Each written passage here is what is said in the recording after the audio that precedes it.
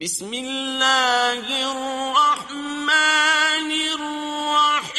الرحيم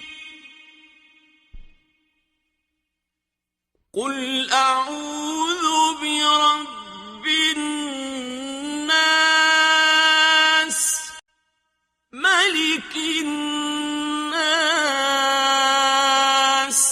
إله الناس